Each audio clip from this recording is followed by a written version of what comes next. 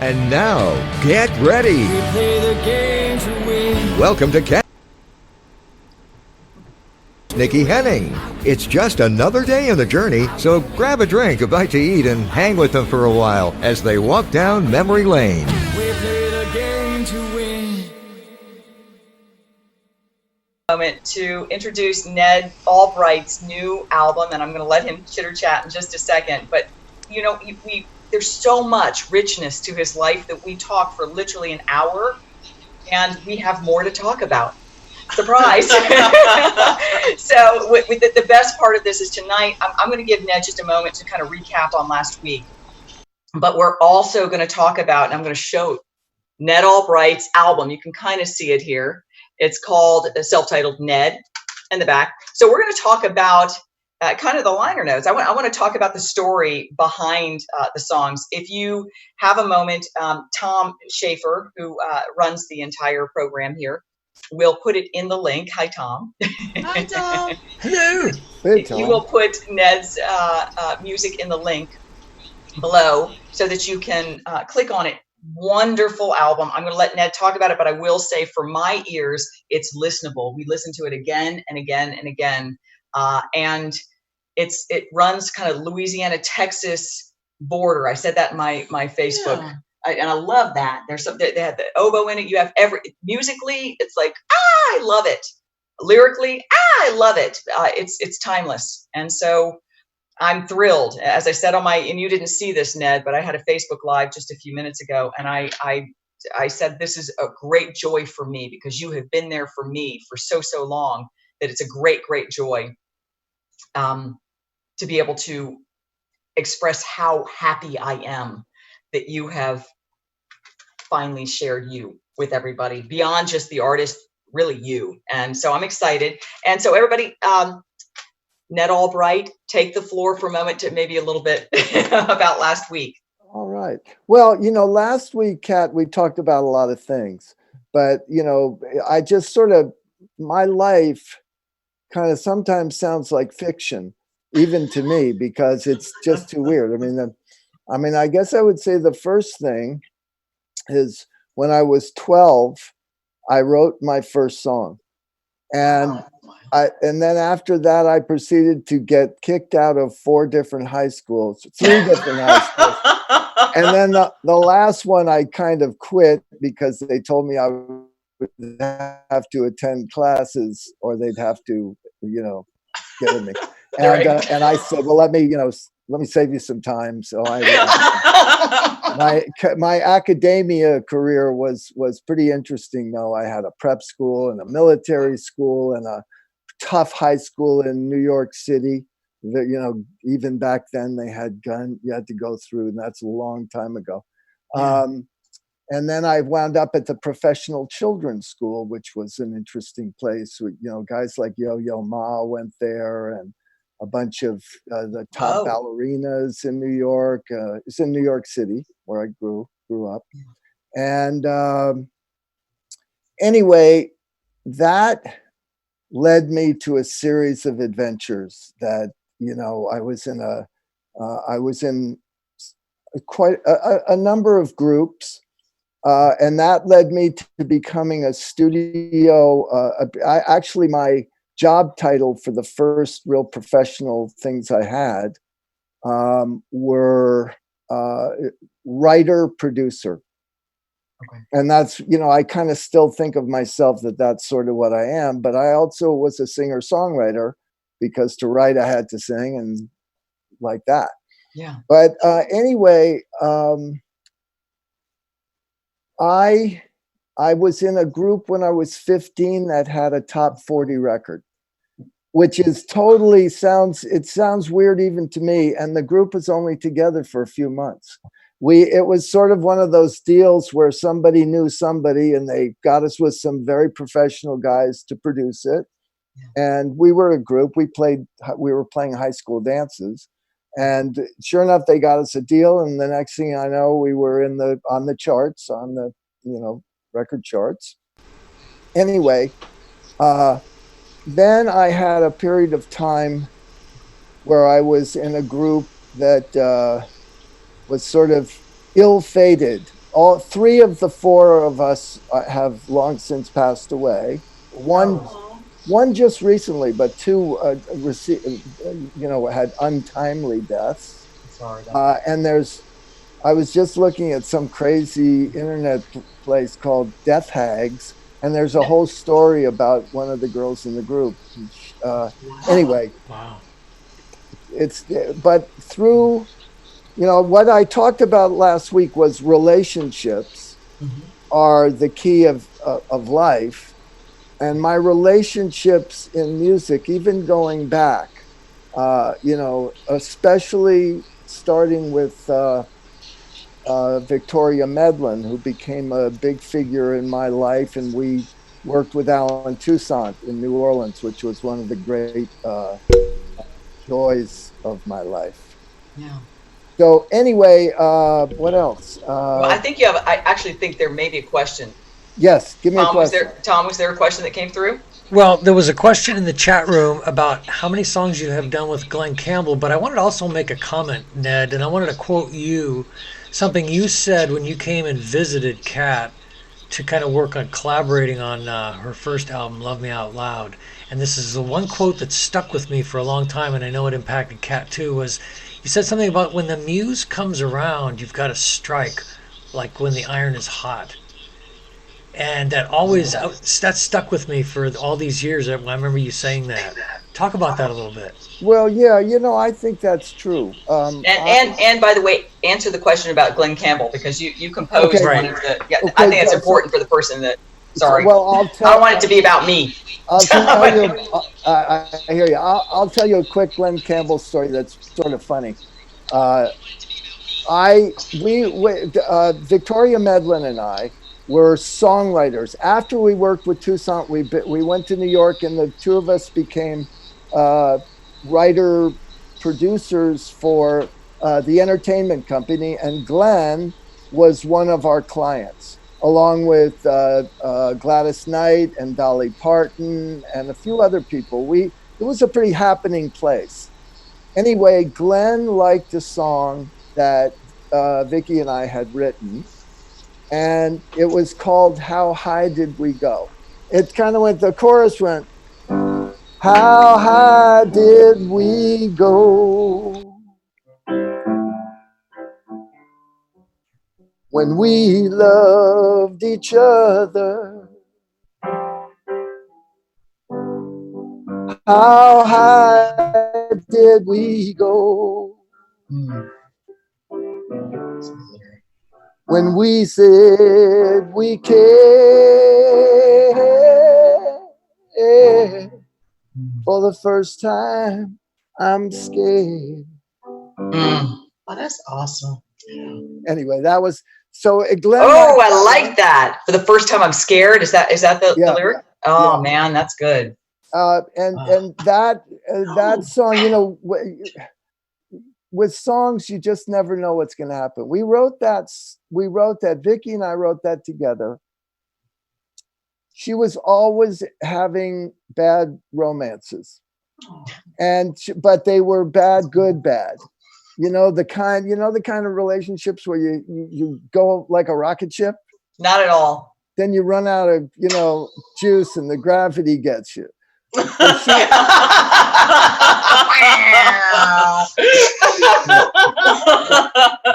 So she got into some of those, and I think "How High Did We Go" was that kind of a thing for her. And of course, everybody can relate to a heartbreak. Yeah. And it's sort of, the song goes on to reminisce about how good things were. Yeah. And so, at the end of a heartbreak, sometimes, if you reminisce and think of the good things, you can let that go. You know what I'm saying? It's like, yeah. the way to let it go when you think of the good things, then it's easier to say, okay, it didn't work out, but how high did we go? Yeah. We loved each other. That's awesome. That totally just, and it strikes a chord with me because when he came into town, you came into town after I went through a really big breakup, and you said, "Kat, this time we're not going to go to the negative side of it.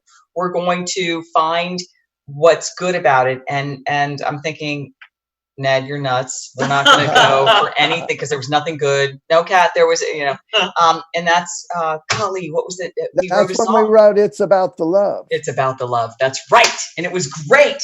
Yes. I still don't think good thoughts about that person, but I do like that song. No, but that's the blessing. The blessing is. But did I die? I'm not dead. It's the blessing. Yeah, it's the blessing. Everybody's had crazy relationships. There's nobody that's exempt. No doubt. You haven't lived. That's right. You haven't. That's right. What's life all about? Yeah. So you know what?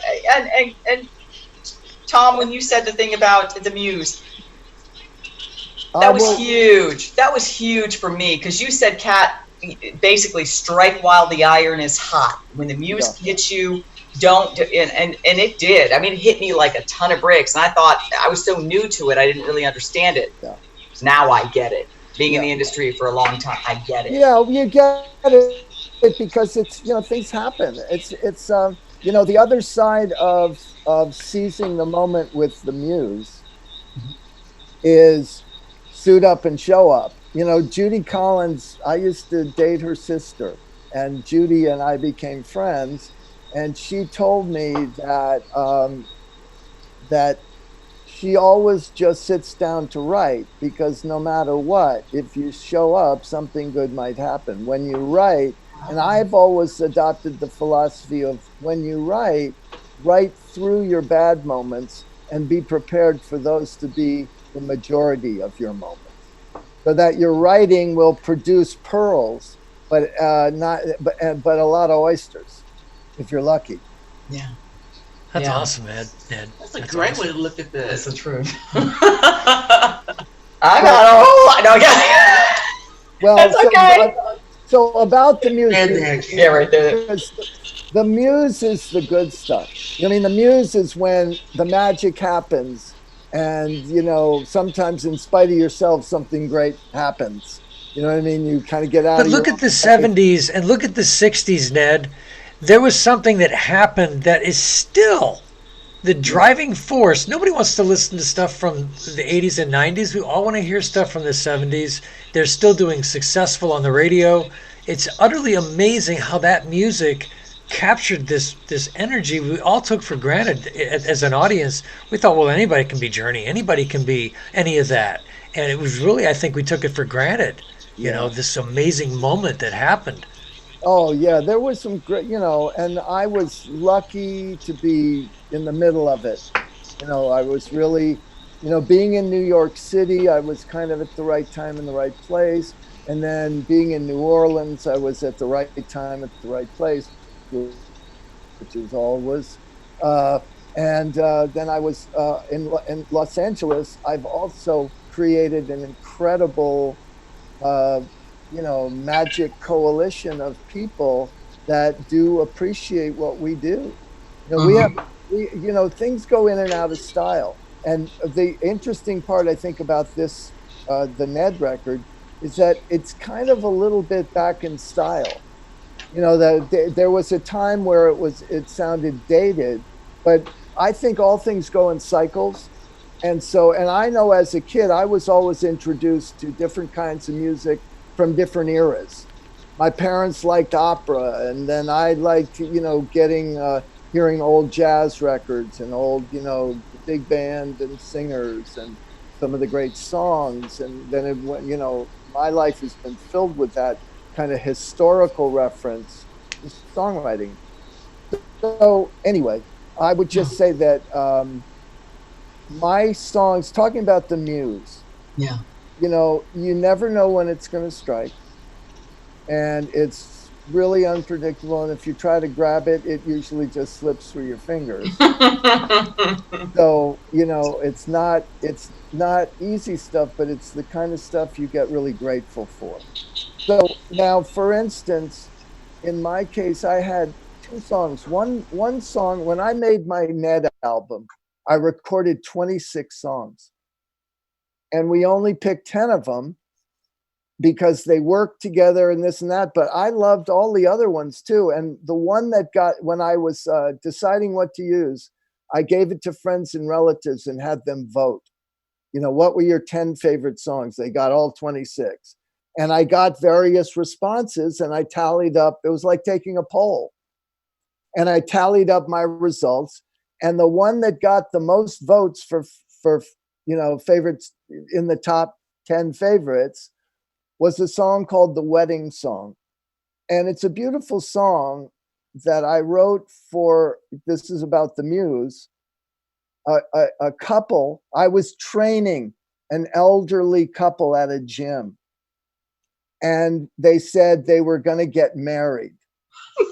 And they asked me to sing at their wedding. So on the 18th green at the Los Angeles Country Club, I sang The Wedding Song.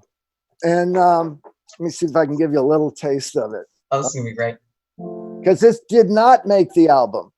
Oh, shit.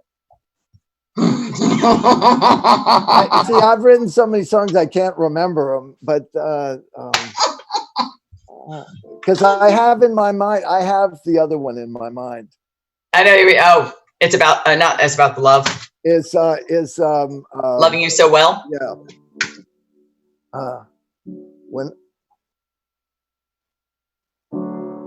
When I think of you, I think of all the times together. When I think of you, I'll think of all the things we've done. I'll close my eyes and you'll be talking to me.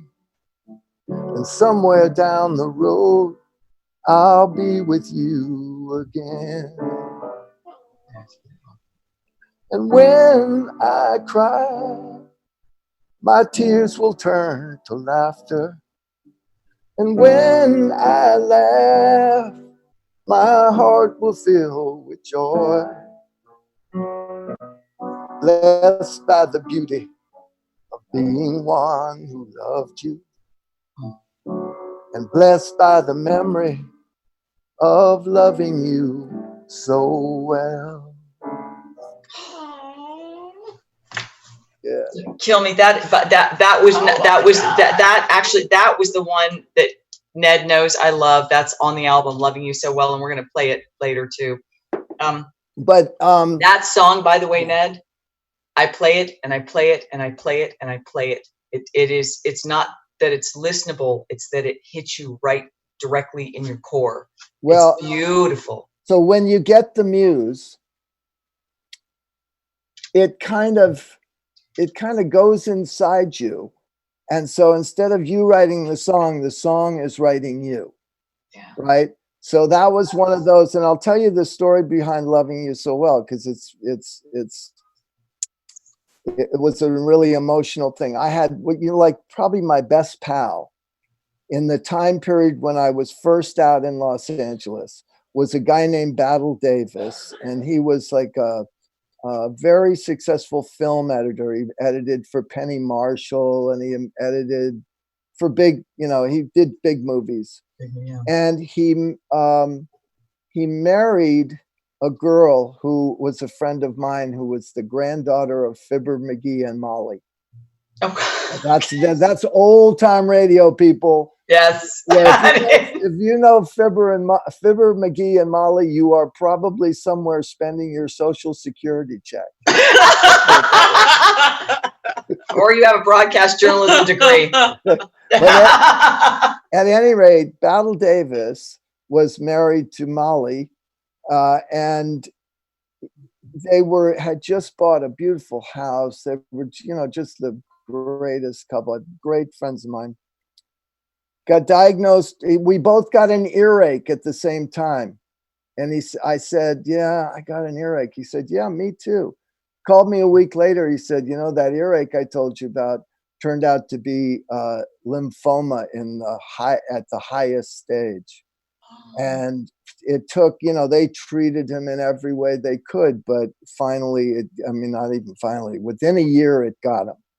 Yeah. And he died. And it was really, when you lose a friend that's close like that, it's difficult. So, then his widow, who was also a really great friend of mine, said, "Would you sing a song at his funeral?" And so I said, "Oh, yeah." And I didn't know what. So, and I sat down and the song wrote me.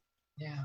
Because as my good friend Jeff Barry, who I work for, who's in the Writers Hall of Fame and has had more top 10 singles than anybody, and was an amazing writer and my boss and mentor for quite a while. He said to me at one point, I said, "Well, what is it? What is it about writing? You know, what can you teach me?" And he said, "Oh, it's really only one thing." And I said, "What?" He said, "Write from your heart." Amen. And when I went back into his catalog of great hit songs, going to the Chapel of Love, among others, and Baby, I Love You. And they were all love songs. They were. Sugar. Yeah. Sugar's a love Sugar, song. sugar. Yeah. Okay. That's Oh, Jeff. wait, but with that, Annette, I want everybody to be able to hear. Oh, okay. So just give me a brief moment. Yeah, do it. Because this is important to me because I love this song. I'm gonna cry. And so everybody, this is Loving You So Well.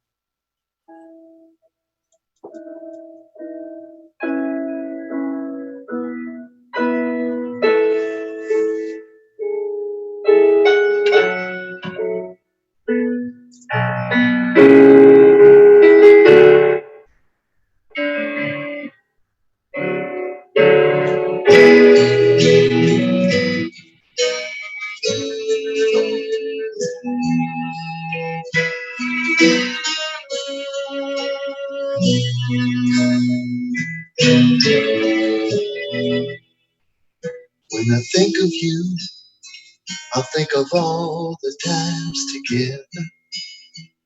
When I think of you, I think of all the things we've done. I'll close my eyes, and you'll be right beside me, standing at the crossroads in never-ending life. And when I cry, my tears will turn to laughter. And when I laugh, my heart will fill with joy.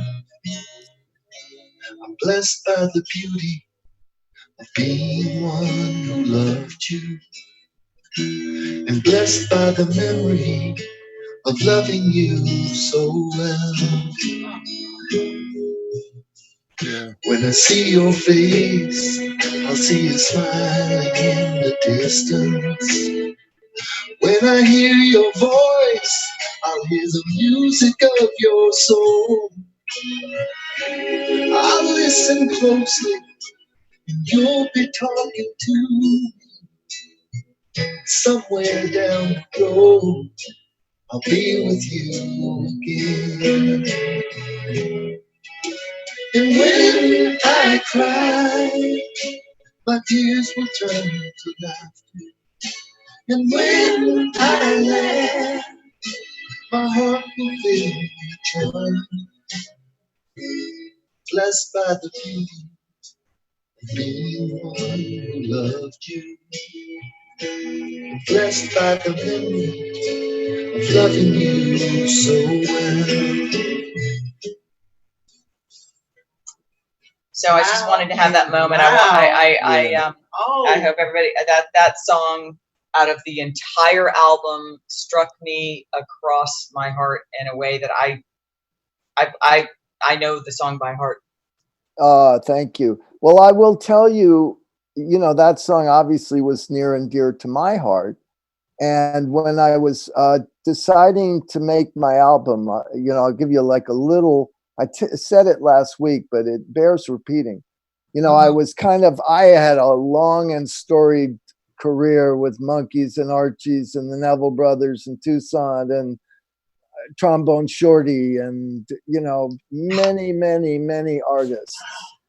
Glenn Campbell, Dusty Springfield, I could go on. But I had never made a solo album. I did make an album with a group where I was one of the 4 tidbits, and in Jamaica, and which is a terrific album too.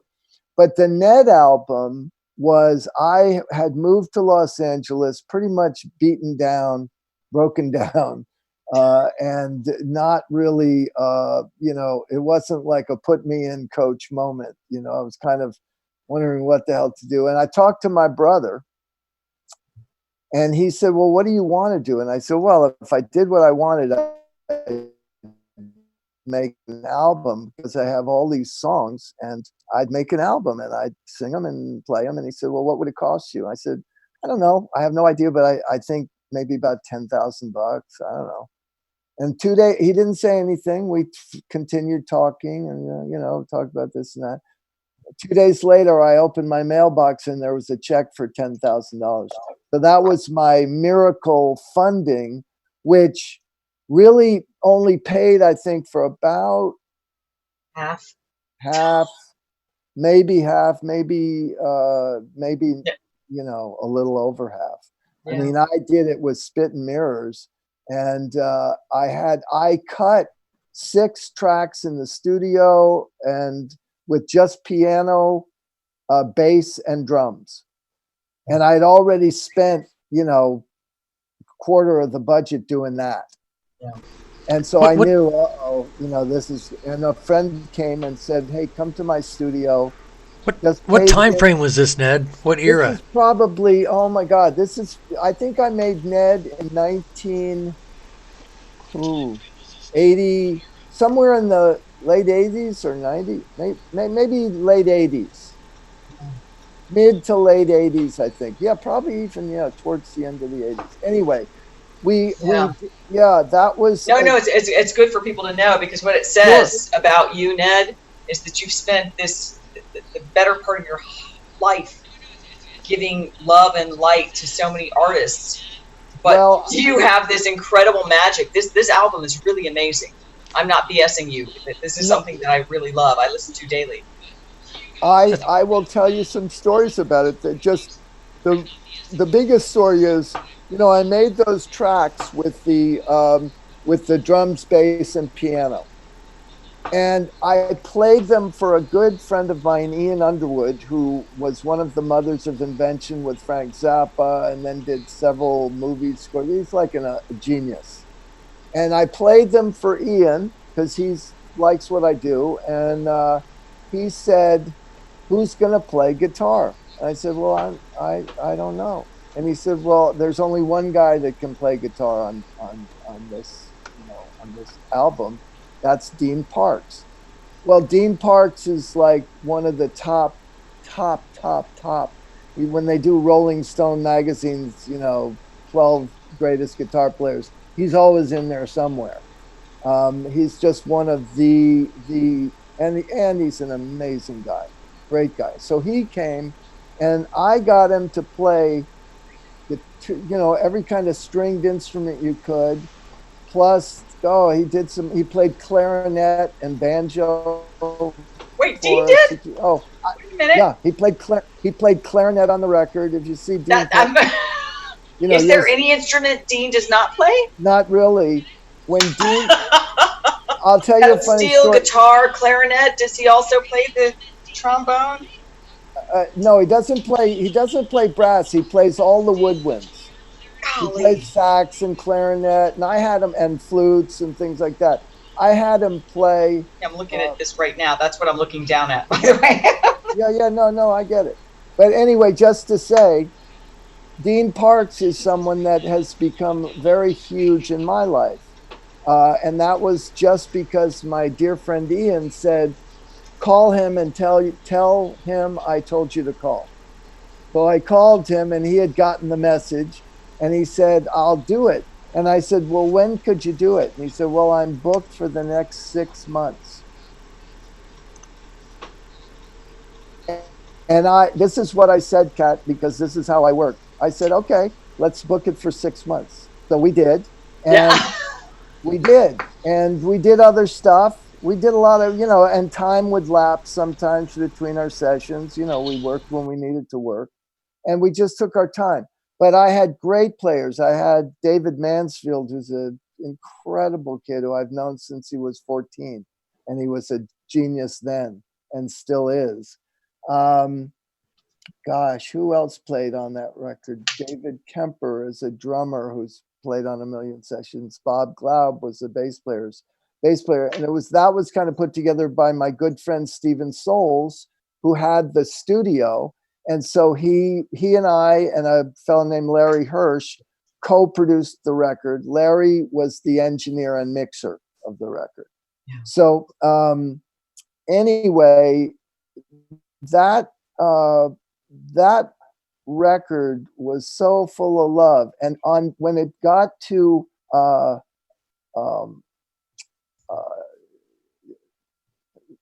Loving You So Well. Yeah. Good Lord. Good memory. There we go. Wink. Should I have helped you with that? I must need a nap. That's it. Anyway, when we did Loving You So Well, I had hooked up as a favor a guy named Van Dyke Parks here, who was in on all the Beach Boys, Pet Sounds, and the crazy things later on. With Brian, he was, and Van Dyke has played on a million records. He's an amazing guy. So I was going to have him do a string arrangement. And at the last moment, he called me up and he said, "Oh my God." And he was busy all the time. And he called me a couple days before. He said, and he sounded like hell. And he had the bad flu. He said, "I hate to do this. I know you've been waiting and I feel so bad and I'm so booked up and this and that. But I can't do it. He was legitimately too sick. He was in bed." So I thought to myself, well, and then he was going to be busy. So it was, well, that's not going to happen.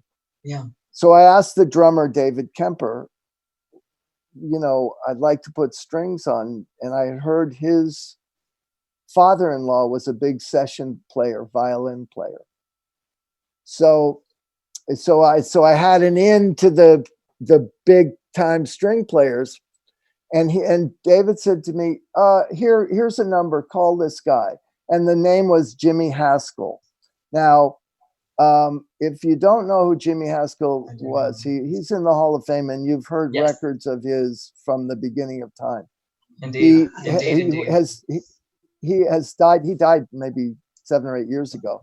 But at any rate, at the time, I had no idea who Jimmy Haskell was. So I thought, well, if Dave Kemper tells me and his father-in-law, the big studio guy, says, go see Jimmy Haskell, I go see Jimmy Haskell. So I did. And I knock on his door and he opens the door. "Oh, hi, Ned." Oh, he had said to me before I got the appointment, he said, "Send me the record. Send me what you have." Because we had the rhythm track. And he said, "Send me what you have and I'll look at it. And if I like it, I'll do the job." I said, "Great." So I send it to him and he immediately rings back and says, "Great, I love it. Come over." So I went over and there was a spiral staircase down to his office where we were going to go listen and talk. So we're going down the spiral staircase. "Bridge Over Troubled Waters," Simon and Garfunkel, arrangements, Jimmy Haskell, on, and every record was like a record you would go, "Oh my God, that's one of the iconic string arrangements of all time." And he was on, oh my gosh. I had no idea. He produced Ricky Nelson. That's from when I was a kid. I'll be darned. And you're going down the spiral staircase thinking, okay now. I just could, all those great Righteous Brothers. He had done amazing string arrangements for amazing records. Anyway, I said to Jimmy, "Well, I'm afraid to ask, but what's it going to cost me?" Right. You're like, I'm having a little bit of anticipatory anxiety, but what's this going to cost me? Right. My blood pressure is on the rise here, but what's it going to cost? So at any rate, he looked at me and said, "I really, really like this song." He said, "But I will tell you that in order to do this, we're going to do a string quartet, and you can't hide any players in a string quartet. There's no weak links to be had, because if one guy is a weak link, the whole thing goes bad." unlike an orchestra where it's a wall of sound, so there can be variance. But so he said that I can hire the very best guys, and you will have a very good string quartet. I said, great. Well, how much is it going to cost? Right. And then he said, and I'll write the arrangement and wave my arms, like conduct at the session. You're right. But that's what he said. He said, I'll write the arrangement and wave my arms. And I said, okay. So he said, I can get everybody to work for $100 a piece. I was like, $100 a piece. Oh my God. So that's 4 guys we paid $400 for that. Yeah.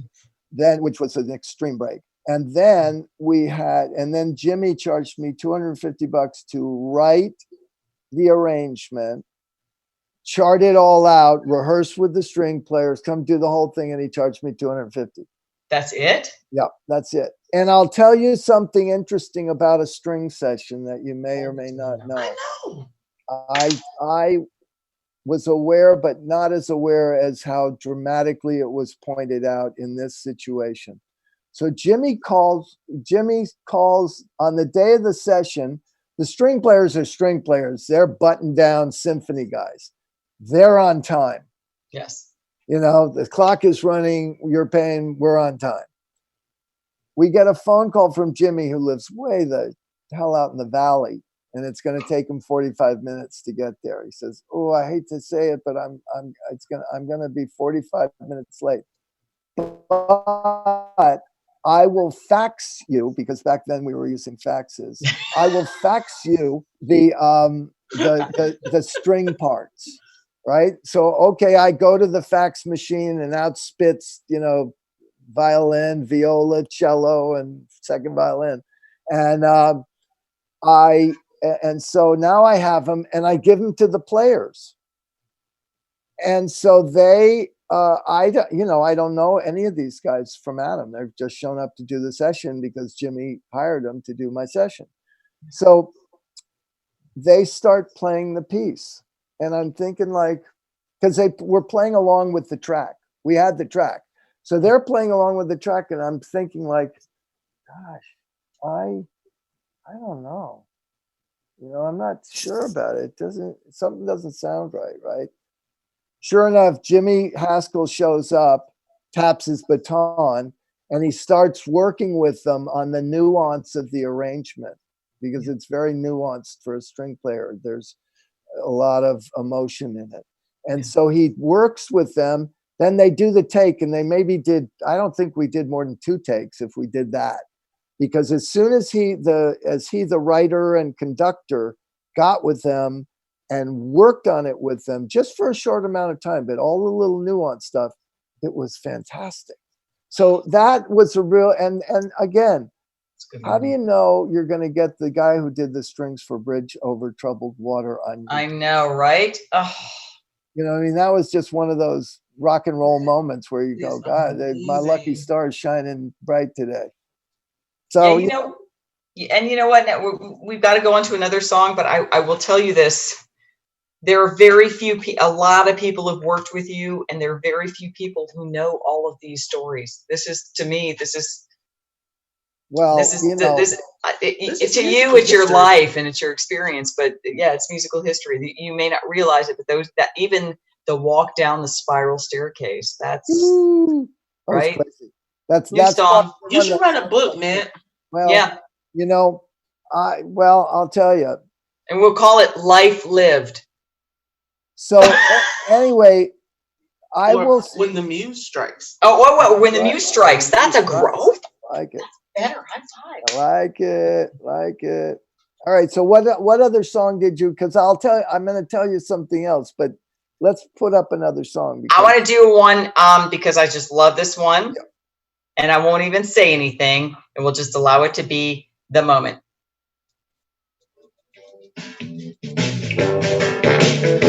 I love that oboe.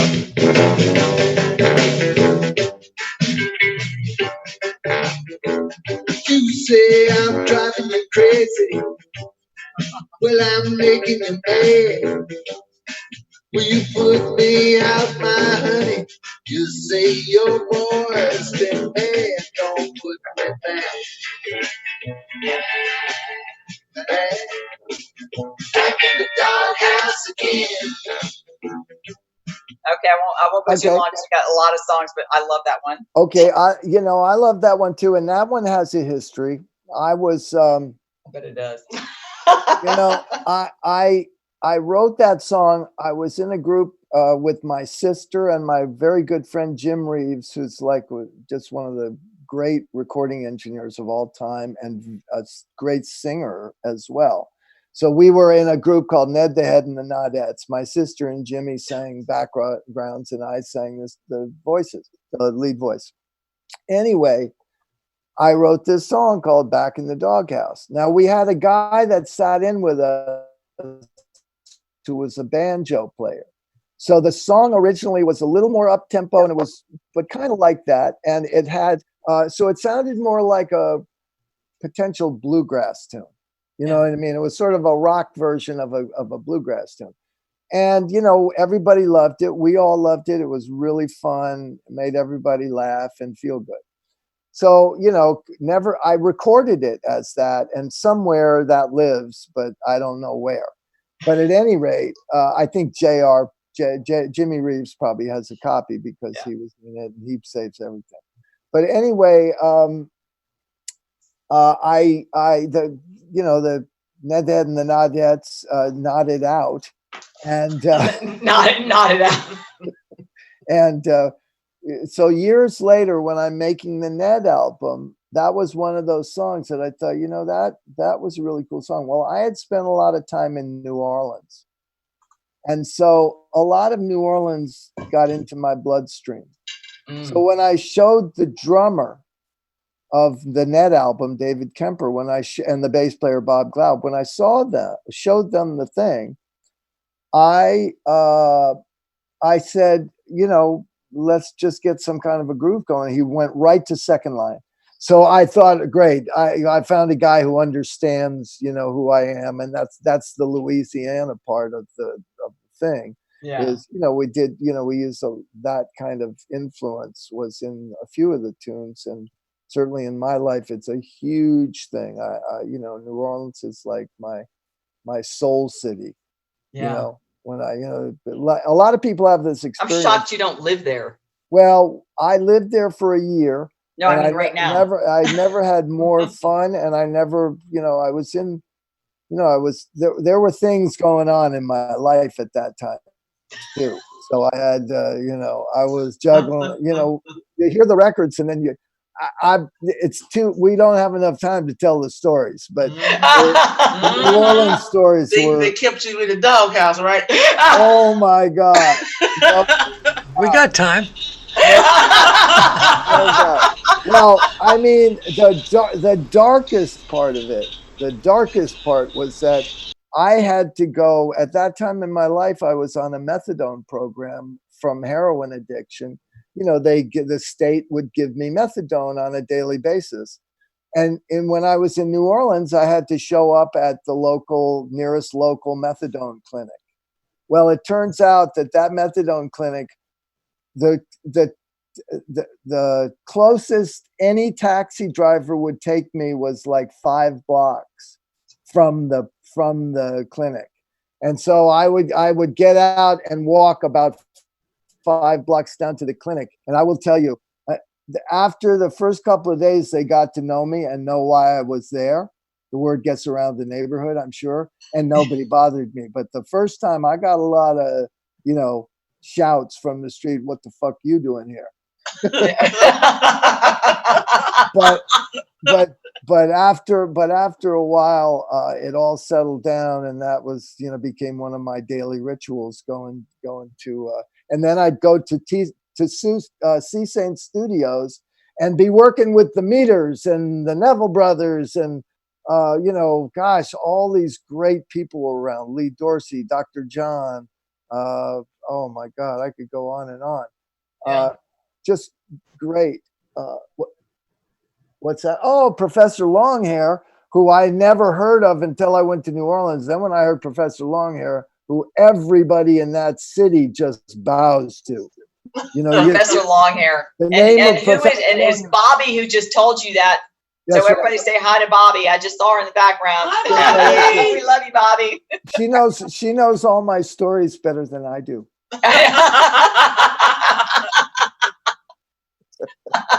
Good stuff. Okay, I gotta keep it going. Yeah, keep going.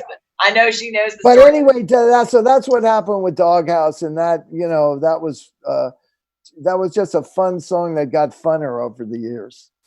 I freaking love that song. I know. Okay, so I there are a lot of other ones I could go to, but I really want to go to Gator Rock, and so I'm going to play it. Yep. And Sure. and see if we can play let's see if the beginning will come. Yeah. The jungle, smooth and slick. If something looks good to me, I eat it quick. I'm cold-blooded. God made me that way. So don't ask me for mercy. Just ain't in my nature, babe. I'm an alligator. I'm a crocodile. I'm an alligator. I'm a crocodile. I say, Okay, man. I love that one, and I've heard both versions of it. Yeah. I dig the heck out of that. Tell the story, man. Oh, that's one of my favorites, and the story is really funny. And it's a story, and that is a song. I can tell you, there are people that when I originally made this album down in Florida, really at the behest of some friends who said, "Oh man, that would be a good thing for the Gators, for the University of Florida." Oh, okay, but so what the birth of that song? I could tell you stories about big rock classics that have the same story as this one. And like, for instance, Wild Thing was written in a cab on the way to the studio because they needed a B-side on their masterpiece that they had been working on. Wow. For weeks. Really? The Wild Thing was an afterthought. Wild Thing. We gotta have make my heart sing. Yeah, we need a song. I love you. Yep. Yeah. Oh, and it's a classic. Yeah, man. Hey, Ned, have you heard that phrase, the power of the first take? Well, certainly. What do you think? Especially with great players. Especially with great players. If you, guys that I work with, they are great players. And so what I always say is I want to give them a roadmap. I want to show them what the feel of the thing is and maybe what it's about a little bit. And then I want them to use their brilliance to make the track happen. And so, on every one of the tracks in this case, and really on everything, I've made a couple of records with Cat, like, one full album and then a group. A whole lot of singles. A lot of singles. And a lot of them have had really good reactions around the world. Yeah, we have a line dance community that knows a lot of our stuff. So it's we've done a lot of great stuff. Literally across the world. Exactly. So let me just talk about that because, through Dean Parks, I met, and through Gia Shambodi, who's another one who sang backgrounds on the Ned album, and I've produced a bunch of stuff with her. Great singer, really great incredible. And when she wanted to put together a little band, she told me, "I've got a drummer I really like." I said, "Who?" She said, "Herman Matthews." I didn't know Herman. That's how I met Herman. The Groove Meister. Oh man, Herman Matthews is I'm a drum snob. I hate to admit it. I'm not snobby about a lot of things, but when it comes to drums, you better be fucking great. Good is not good. And Herman Matthews is great. He really is. He's truly great. And I've played with some great ones. I've played with Yogi Horton. who's one of the legends in New York. I've played, oh my God, Peter Erskine, who's like an amazing drummer. Yeah. I've played with and or worked with a number. Levon, I did some things with. Dr. John, played drums. Oh yeah. Yeah. So anyway, Herman was an amazing guy, and so we made a number of records. Well, the bass player in that group for all those Gia songs was Gia's dad, John Shambodi, and I might add the late great John Shambodi. Yeah. So anyway, John was like, he was a one-of-a-kind kind of bass player. He had played on all the early Elvis Costello records. If you're a fan of Elvis, you know, John was the bass player on all that. Wow, I didn't know that. Some great records. Yeah, anyway, stuff, yeah. But John was funky, and he could play country, he could play funk. He was just dirty, filthy guy. Anyway, he died. I got a call one day from Gia. My dad's in the emergency room. I said, "Oh, what happened?" She said, "Well, they're not sure." She called me later that afternoon. He had died on the table. So at any rate, we were all, you know, kind of shell shocked from that. It was like, oh my God. So then when I had to make your record, Cat, I said, Herman, who are we going to get to play bass on this record? I got you and Dean are going to be my drummer and guitarist. Who's going to play bass? I want you to be somebody that you're comfortable with, that you have played with and can groove with. And he goes, oh, call Lee Sklar. And I said, Lee Sklar? It's like the same way I was with Dean Parks. We're like, Dean Parks, Lee Sklar. And Herman said, no, call him and tell him I told you to call. So I called and told Leland that I had Herman had given me his number and permission to call you. And I will tell you, Leland Sklar is one of my favorite people walking the earth. He is. Yeah. Wow. I often say about those guys, all of those guys who were in that little rhythm section with us, Kat. Yeah. Always say to people, if those guys couldn't play a note of music, I'd be wanting to hang out with them anyway. Yeah. They are all sensational people in their own inimitable, special way. So Herman said, call Leland. That's how I met Leland. And you know, what can, you know, I don't have to tell you. No. I can tell you how nervous I was when I walked in the studio. I know. I honestly, that's the first time I had anticipatory anxiety. I'm going to vomit moment. Yeah. So I've done a lot of things with Leland also, and there's no one I would rather have on a session than Herman and Leland, because they lock like, you know, they're brothers from another mother. Yeah. And they really just the two of them make the rest of the players' job a lot easier. Indeed. You know, when you have a groove like that laid down, and Leland is so musical. Some of the shit he plays on bass, you know, he's so simple, and then all of a sudden he'll do a lick, and you just go, "Holy shit!" You're right. That's the truth. There's not one time on a record I've made with Lee Sklar that at one point you have a holy shit moment. I'm going to tell him I think he's listening live right now. So you know, whether he is or isn't, it's true. I'm not exaggerating it. I could play you examples, quite a few, because he's been, you know, great enough to come and play a bunch of dates, you know, over at my place. And he loves you to death. Oh, well, I love Lee. Lee's one of my closest friends, and I will say that he's in Atlanta right now. He's playing on tour with Phil Collins, and he's always on tour with some big superstar, you massive. Know, and then when he's not, he's on tour with somebody that's not a superstar because he likes the music. Like Judith Owen. Yes, exactly. And she's raw, amazing. I really love her to death. She's great, and she and Lee have a thing. Yeah, now, it just locks. It's perfect. Exactly. And so he goes from that, which is smaller venues, Yeah. to stadium gigs, to 20, 30,000 people. exactly, with like the masses of people, or he'll sit in your living room. He's Yeah. Or he'll come to Nashville and he'll say, Cat, okay, we're going to go in this. I'm like, you don't mind, just he's like, Cat, don't even. Yeah.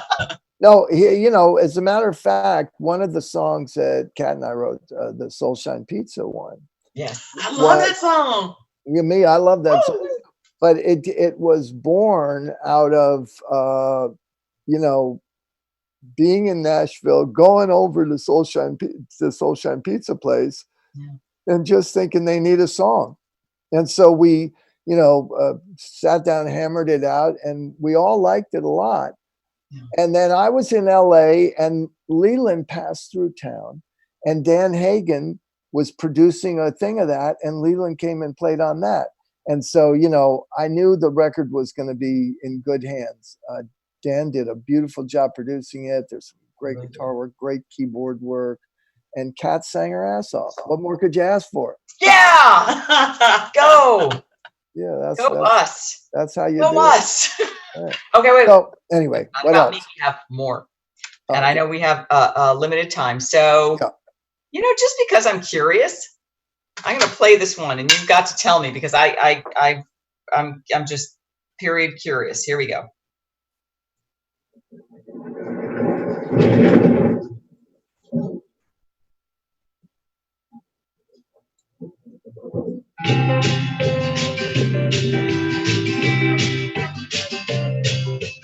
Gertrude came from Cleveland in 1891.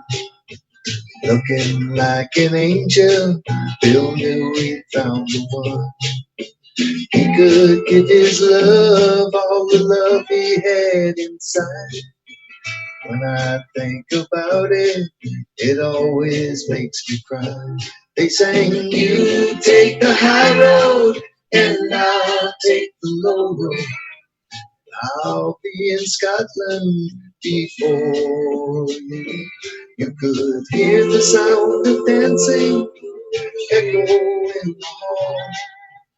The night we hung Aunt Gertrude back on the wall. Okay, and before you talk about it, I've seen some things go on in the chat room, and I want to make sure that we talk to the chat room. Good, absolutely. You're getting some great feedback, Ned. Sharon Newsom said, hi, Kat. Hi, Ned. Love Soulshine Pizza. And then Minister James Michael Miller said, great and awesome artist. And then Cher really likes the Soulshine Pizza. Let's see. So you're getting some great feedback. Tell Cher I said hello. Yeah, that's great. I'm glad to hear it. I really, I'm proud of the record. And one more second. Who was it was Pastor... It was Minister James Michael Miller. Oh, by the way, Leland did say... Tell him we said hello and thank you for tuning in. Well, you tell him. You're on the air. Thank you for tuning in. I'd look at me like, you tell him. No, I'll tell him. We'll tell him. Hey, James Michael Miller. How are you, honey? And Leland did comment earlier, Ned. Leland did comment. Leland Sklar did comment earlier. He said, nothing like starting a song with, oh, shit. So... yeah, I know. Yeah. That guy makes me laugh so hard sometimes, and that is absolutely true. Nothing like starting a song. Oh shit! I know everybody who knows Leland has Leland Sklar moments. Like just things that are burned into your memory. Just love Leland Sklar. So great. Okay, so oh shit. Okay. Anyway. So tell us about Aunt Gertrude. Who is Aunt Gertrude? Aunt. I always say Aunt Gertrude. Okay, so when the minister who called in, I'm wondering if he liked it because I wrote a song on the album called "Take the Hand of Jesus." And it's one of my favorites. But I'm going to talk about Aunt Gertrude because I'm going to tell you about Aunt Gertrude because you played it. And it's kind of one of those songs. It didn't get a big response when I put it out to people that didn't know anything about the song. And when it was when I put up my list of the 26 songs, it didn't get enough votes really to be on the record, but it was a really special song to me. And I'll tell you why. So I was I go to a place called Cumberland Island in Georgia, where the Florida and Georgia border are. And Bobby and I got married there on a good friend's porch. And so we go every Thanksgiving to Cumberland Island. That's where the Gator song is, like the kids and the grandkids all know the song by heart and sing along with us. So that's, so anyway, one of my friends on Cumberland Island, Lucy Flight is her name. And she said to me, my great Aunt Gertrude was kind of a tragic story. And there's a painting that we found up in the attic that had been like lying against the wall, and it had a rip in it. But they decided to bring it down because it's a beautiful portrait of their great Aunt Gertrude. And as it turned out, the story, so she said to me, "Oh, we're having a big party. It's my 50th birthday, and I really would love it if you would write a song, and I've got a title for you." I said, "Oh, okay." And I said, "Well, what's the title?" She said, "The Night We Hung Aunt Gertrude Back on the Wall." Because they had rediscovered this painting, they wanted to hang it on the wall. Well, so I said to her, "Oh, sure, no problem. All right, I got that. I got this." So anyway, for a couple of days, I kind of labored with, like, what am I going to do? How am I going to make this work? So I heard a little bit about this story, just a little bit. And I went up to visit a friend on the other end of the island. And while I was there, I just got really tired. And I said, "Do you mind if I take a little nap?" And he said, No, go ahead, take a nap. So I was taking a nap.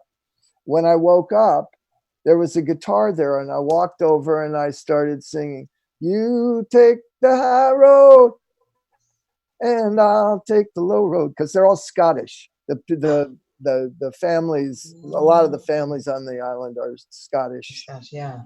Scottish family. So at any rate, I started singing that song that I remembered from my childhood. And then the second part of it, where it was, "Take the low road, I'll be in Scotland before you. You could hear the sound of dancing echo in the hall. The night we hung Aunt Gertrude back on the wall." Yeah. And I love it. And I didn't know really, I had no idea what to do, but that chorus came to me. And then no sooner had the chorus come to me than it all rolled out. The whole song rolled out. I just had a pad and I just wrote it down all the way. I wasn't playing or anything. I just knew the music in my head. I knew what the melody was, and I just wrote it out. And it's the song wrote you, huh? Yeah, the song wrote you. And I think that's excellent advice for anybody doing songwriting. That's just getting out of your own way and just letting it go. No doubt. And I had a few. I'm pretty good when people give me some direction, an arrow pointing somewhere. One direction, yeah. So, and I've done a lot of that in my life, and I've collaborated with a lot of people, and I've been able to so that one, it was sort of magical, waking up from that dream almost and singing that song like that, and then getting all the words all at once like that. So I played it. And the woman who's the big historian on the island, who's a good friend of mine, she's one of the 50 most influential women in Georgia. Oh, wow. Stacia Hendricks is her name, and she's an amazing, amazing lady. But don't ask her about movies or entertainment or politics or anything like the sports. Don't ask her about anything except nature. And if you ask her about nature, she will tell you in finite detail what everything. We can stand in one spot with her on the island, and take 15 minutes while she's describing everything that's happening in a very small radius. You know, all the different plants, plant life, That's the amazing. ecosystem, how it works with the dunes and the ocean and the swamp and the woods, and all the different bugs that feed on this, because then they, you know, their droppings give this and they grow that. And it's all, you know, she's an amazing, but she heard Gertrude and and she knows the history of the families on the island. Oh, so she had, yeah. All the family stuff. So she read that. She heard the song and read the lyric, and she said, "Who told you all this stuff?" I said, "I heard a couple little things, and then the rest of it just fell out like I was on a Ouija board. You know, just Le Pen. I was just like, oh, that sounds good. That's good." And so that is a combination, because that's a muse. I get, you know, there's some ways you can sort of help to manufacture a muse. Yeah. And in that case, she had come to me and given me this sort of obsolete title, yeah, and given me a few bits of information. And the wedding song, the one I told you about for the old couple on the green, was the same way. It just sort of fell out of me. You know, oh shit. I guess in writing they call that a writing prompt. Another oh shit moment. Like a keyword or a couple words and then build on it. That's almost a challenge to writers a lot of times. They call it a writing prompt. They'll just play with one word. Write a story based on this one word. Yeah. Oh, fuck. I'm blanking on that song. It's so weird because I've played it so many times. It's called a game show fail. It's like you're on a game show and somebody asks you, "What's your mom's name?" And you can't. Sometimes your brain just goes. I know. Oh, so here's a little bit of it. I'll go until I can't. Sometimes life seems to drift along with no reason or no rhyme. An empty heart lives without a song, always searching for a sign. But when you find someone you can hope and dream with, then the answers to the mysteries unwind. And when you fall in love, it cannot be denied.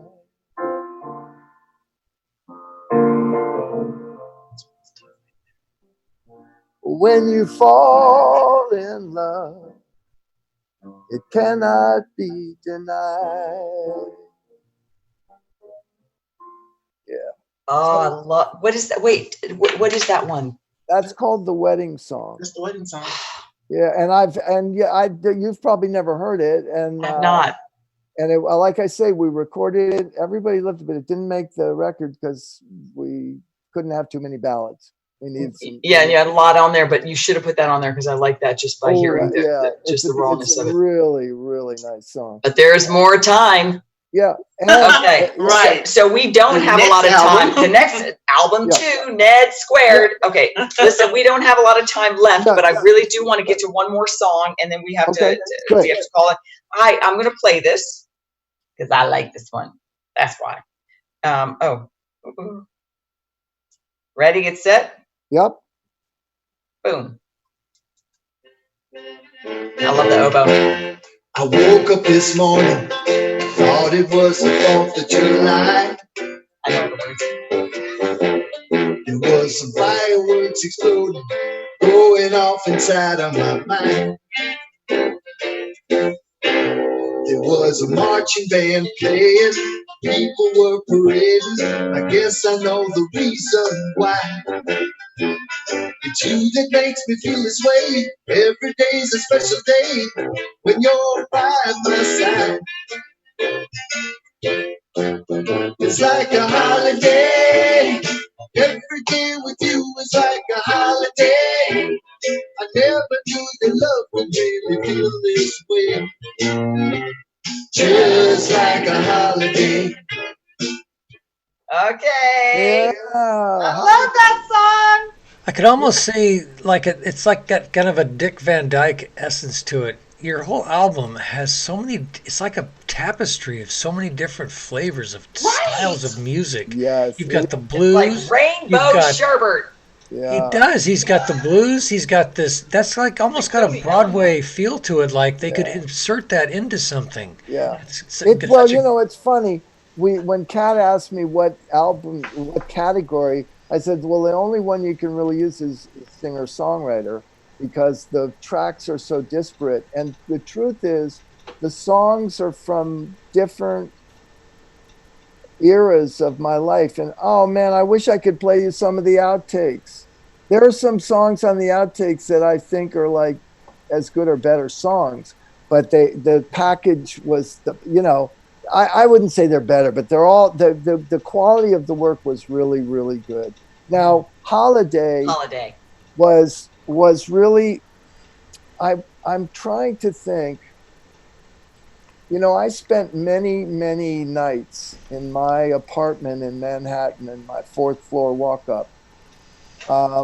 I spent many a night just fooling around on the piano or fooling around on the guitar, just noodling around. And I don't know why that one stuck. But what happened was I had a group at the time. I think it was Ned the Head and the Terrible Tuners. I think this was the Terrible Tuners were, terrible was a good word. Was a word to designate good. Like, that's bad. And if you said that's bad, you would say, "Ooh, man, that's terrible." So anyway, the Terrible Tuners were like, they were my East Coast version of the West Coast guys. Yeah. I played with those guys. It was, magical. And we played in this incredible club where every rock star in the world would come through. And after their show at the big venue, they would come to the club because it was a very small club and there was a lock on the door. So it was kind of, it was like they never let it get too crowded. And then late at night, like when most people were on their way home from the bar. So like from 2 to 5 a.m. all these different rock stars would get up and play acoustic. James Taylor, Jimmy Buffett, Linda Ronstadt, Bonnie Raitt, and I got to sit in with all of them, really. Dave Mason, just different guys, all these big rock stars and some budding rock stars too. Billy Joel was around. Oh gosh, I don't know. There was just a lot of there was always Keith Richards, Mick Jagger. Those guys, when they were around, would come. Paul and John, when John was still alive. So anyway, it was a great place. And that my group, I was the MD of the club. So I and my friend and I were my friend mostly did did all the sound. Everybody loved to play there because he was a genius sound engineer. And so when you played at JP's, the sound was like heaven. It was so beautiful and rich and full. And even though, it wasn't over loud. It wasn't over loud, but it was loud, just loud enough. And the richness that he could pull out in EQs and things that you do with a microphone to be a great sound engineer. And mixing the mixing board, just how you mix it. So we had amazing times at that club. And I remember playing Holiday. That's where I sort of broke out that tune. And it was really popular. So every time I played, people would want to hear that one. So that's how it made my album many years later. And I think, if I'm not mistaken, that was one of the original 6. I think Loving You So Well. Yeah. I think maybe not. Maybe Loving You So Well. But anyway, I know that Holiday Blue was one Eyes of might the, have been one of the original 6 too. yeah. So anyway, Holiday was one of the original because it has that, you know, kind of whatever you call it. So anyway, you know, We got a comment in the chat room at Degrees. Sharon Newsom said it almost sounds theatrical. So that's Yeah. Yeah, definitely. it does have that It kind of feel does. to it. yes, it could. Absolutely. It definitely could be like in a show for sure. I mean, Absolutely. Well, yeah. if you write a book, someone can make a script from it. Wow, there you go. Oh, yeah, I don't know if that it would be X-rated. That's I'm sorry. Join our triple X rated musical, right. Triple X. Ned Incorporated. No, Right. Ned the Head. Ned the Head. Not ask you for the title. Yeah. That was great. Hey, Ned, I noticed on your album and on Cat's album both, there was a lot of care taken to the mixing. What is, I know that mixing and sound and audio is the holy grail for every musician Yes. and sound engineer. This is the Yes. thing that matters the most. You don't care about the video. We want to know about the audio. Yeah. So what are some of your key things maybe that kind of come to mind when you think about that kind of stuff? Well, that's a great question, Tom. I thank you for asking it because, like drummers, and the way I feel about drummers, I kind of feel the same way about recording engineers. They better be fucking great, you know, because if they're not, it's not as fun an experience when the engineers are great. So I would say I've worked with a number of incredible engineers, including Jimmy Iovine way back in the day. Wow. You know, Jimmy Iovine was the second engineer on the Tidbits album. So, you know, if you know who Jimmy is, he like, you know, okay, Jimmy Iovine. Well, gosh, Gwen Stefani. Jimmy Iovine recorded John Lennon solo albums. Jimmy Iovine became the head of, Jimmy Iovine is partners with Dr. Dre. Oh, okay, that's Wow. Jimmy Iovine is not partners with yeah. Yeah, that's pretty cool. Yeah, You guys are all speaking a certain language. I've watched back. I've they've had privilege to sit in studio. There's a language going on among the engineers. I have no idea what's being said or done, and somebody will look and say, "Yeah, a little bit over here," and you'll see them working with Pro Tools. There is an art to that. I don't think most people really understand. You have to be an artist to be a good engineer, because music is color and light, and music is a lot of things that you don't think about. Music is shades of tone. You know, how much, you know, the simple answer would be, well, you go to your whatever your device is, you turn up the bass, you turn up the treble. Well, when you record music and you have several instruments going at once, you have to carve space sonically.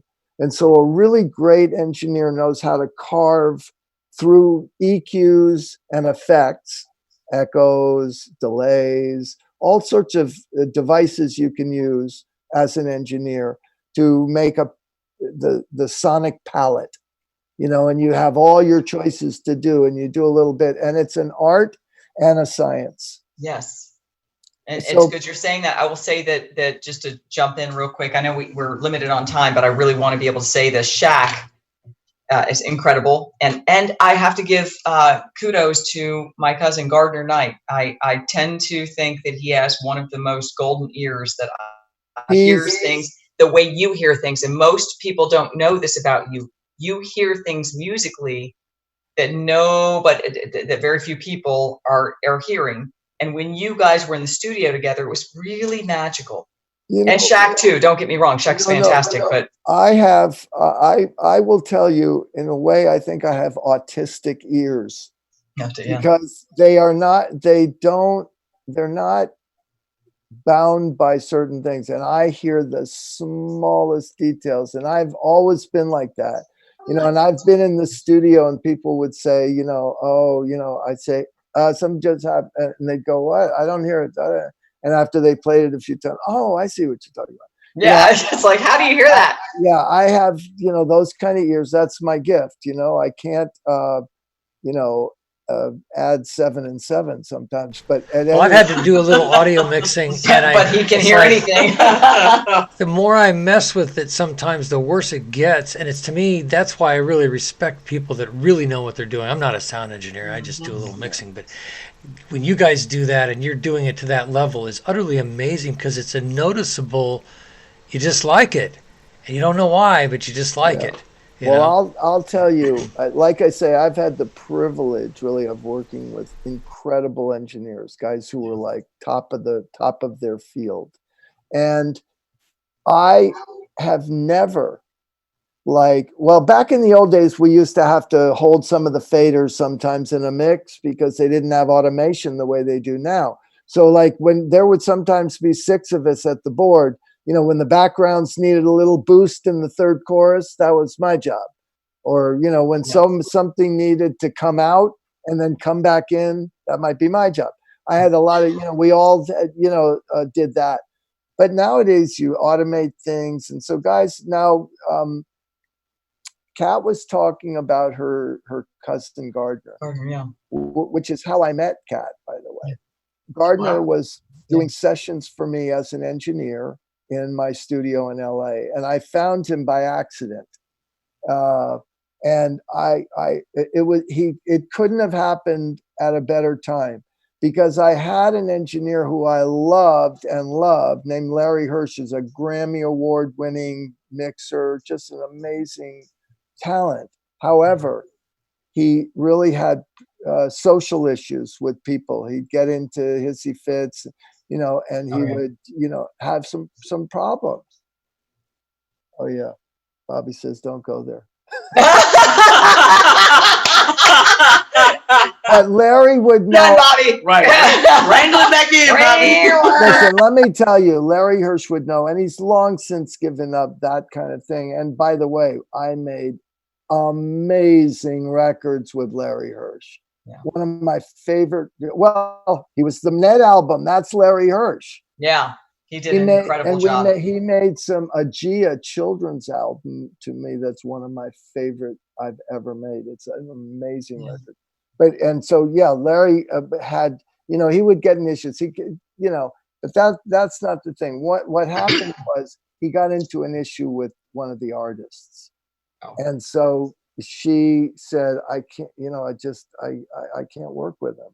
I said, okay, I know Bobby. Bobby's telling me you don't go there. But I'm telling the truth, and and get back to Gardner. She says, okay. Oh, yeah.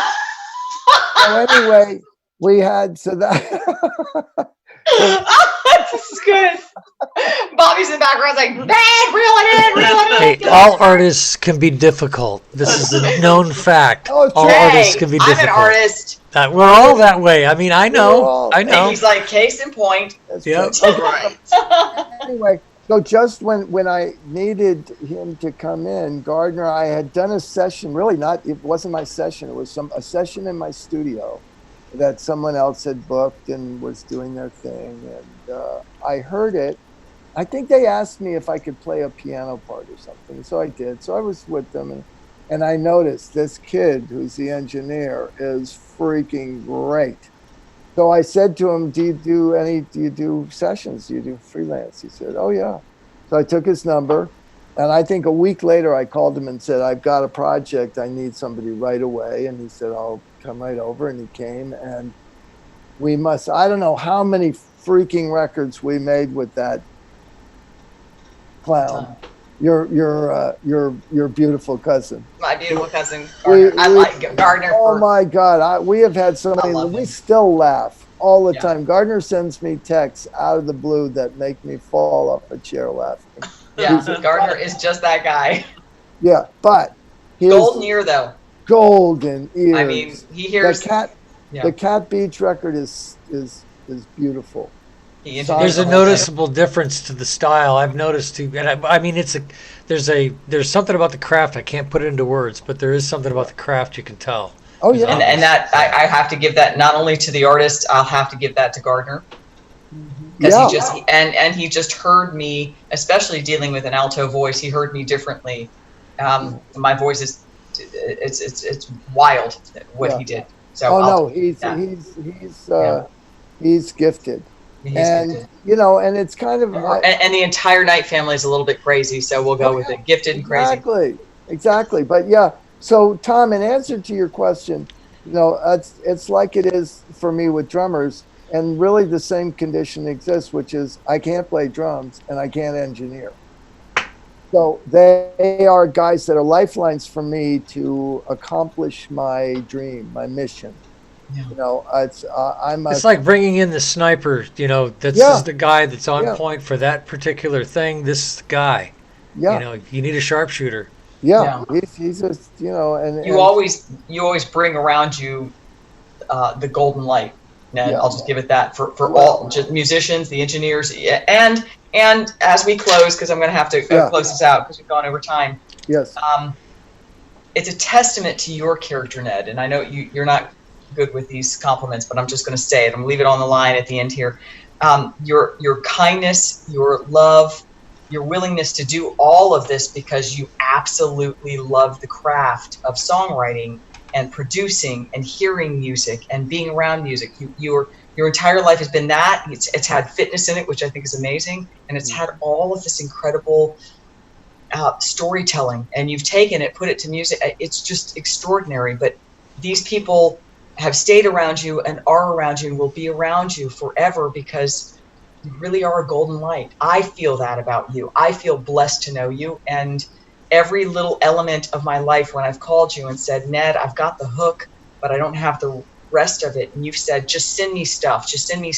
And together we crafted stuff that I'd never be able to craft. I'd never be able to make the pottery in this beautiful finished product without you there. So thank you. And a lot of artists would love to tell you that right now. If they were here, they would. Well, that's nice. And I consider that, we should all do what we do well. And one of the things I do well is to work with other people and be able to set a goal and accomplish it. So that's, and as far as the results, they're out of my hands. But what is in my hands is the ability to work with other people like you, Kat, and like many, many other artists that I've worked with. Always to, I always say that I also do weddings, and I don't mean sing them. I'm the minister at He's weddings the minister in my life. What? Yeah. Oh, yeah. I've done a bunch of weddings, and I just did one. That's crazy. I just did one recently in Maine, and as a matter of fact, I had to do a parody of the Aunt Gertrude song called "The Ballad of John and Scout," who were also related to Aunt Gertrude. Anyway, I don't know where I was going with that, but yeah, I say at the wedding, one of the things I say at almost all the weddings is, lead with love. It'll always take you to higher ground. Yeah. And that's a beautiful place to leave for today. Lead with love. It will always take you to higher ground. And that's true. There you go. Thanks. Thanks for having me. Thanks. Absolutely. Thanks a lot. And but before we click off, Tom, I'd love you to put in the link below so everybody can buy Ned's album. I want you all to go on and purchase his album because it is I don't incredible. have the link directly to wonderful. The link will be on my Facebook page. Yeah, do that. Yes, because I've got it all over the place, and I love the album. You will also love the album. It's a type of album you can listen to anytime, but I strongly suggest hanging out on a Saturday afternoon. You could be on the boat, you can hang out on the back porch, have a beer, a cup of coffee, or a glass of wine, and you're going to listen to the whole thing. You're going to want to hear the whole thing because and your children rolls you through. Your children and your grandchildren will like it too. That is correct. The music is timeless. It is time, and so I was going to say, Ned, love you so much. Lots of love, everybody. Love your music. Here goes to more. There we go. Lots of love. Thanks. Betcha, love you. next time. Thanks for joining us on guys. CatSpan. We had a blast, and we thank you for all your questions. Come hang with us next week. Same time, same We station. play the game to win. We refuse to lose.